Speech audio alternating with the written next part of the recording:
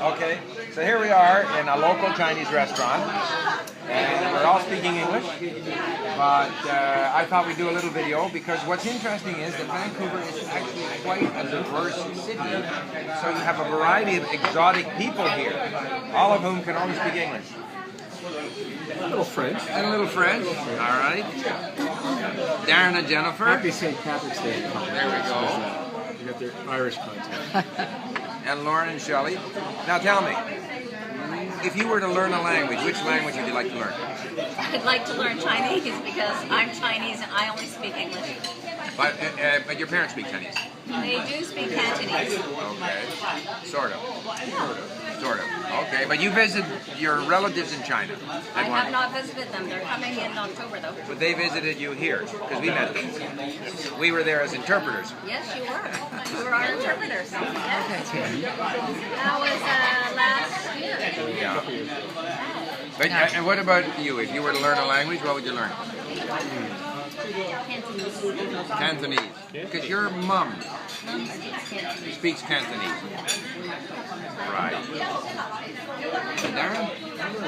German. I always wanted to learn German. And what we have in common, other than the fact that we're all friends, is that we're all interested in golf. Right? And Chinese food.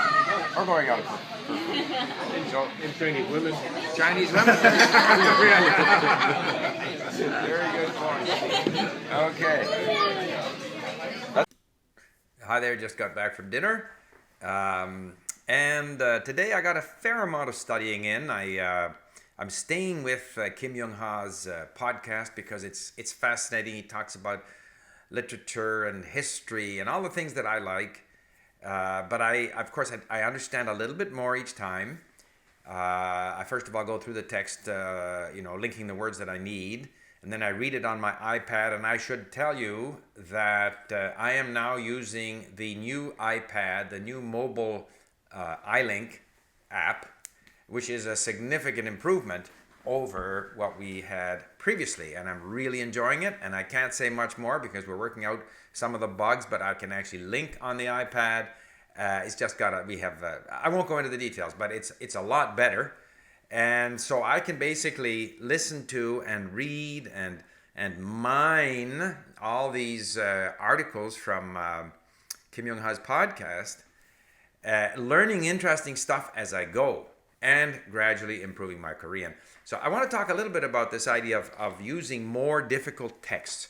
It's often said that we should stay with graded readers and things that are very easy for us.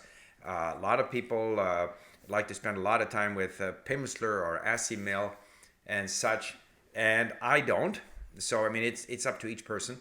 I find now that initially when I went back to Korean, I was listening to these grammar books with lots of patterns, and I did quite a bit of that. And I find I can't go back to that now because it's just too boring.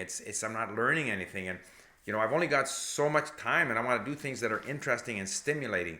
So I end up back at Kim Young-ha's podcast because I like listening to it, I like reading it, and fighting my way through it. Also, I was thinking to myself, I have a transcript. There are all kinds of passages that remain foggy to me. I don't really understand what he's saying. I kind of have a vague idea, even after I've translated the words.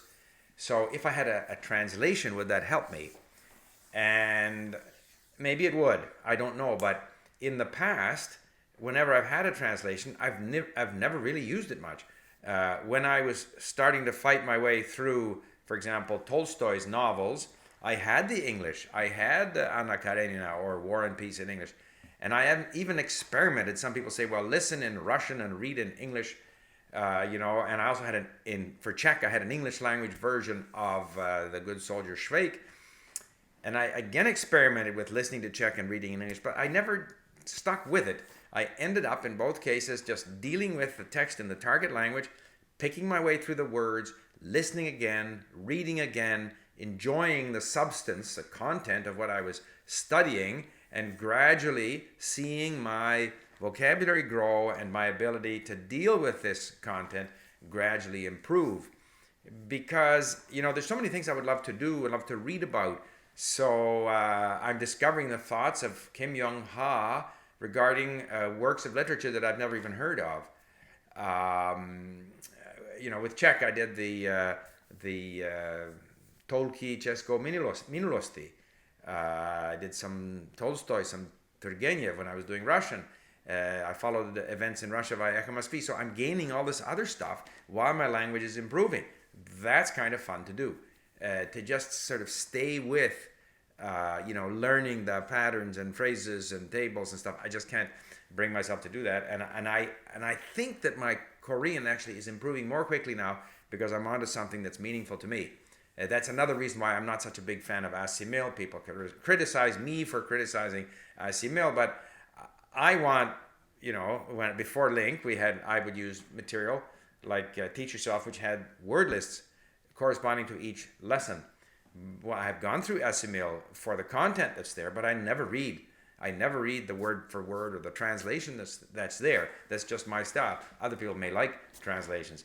So I guess all I'm saying is I'm thankful to have found this content, and I think anyone who is studying a language, once you get a hold of something that is in your area of interest, that's got lots of audio, that has a lot of lessons, and you can just continue to learn about whatever you're learning about and improving your language, that's really that's that tide that's going to carry you forward. And that's, as I've said before, that's where I am right now with my Korean. The only regret I have is that in Korean they no longer use the Chinese characters, because when I see these words and I see the Chinese character that's behind them, then I fully understand the meaning. And I think it would be much better if, as the Japanese do, they still use Chinese characters. But that's just for me. Koreans are very happy doing without Chinese characters, so that's their choice. So that's all. I will continue with Kim Young-ha, and with regard to our iPad, I hope that within a few weeks we'll be able to launch that, so you'll all be able to enjoy what I'm enjoying right now on my iPad. Bye for now.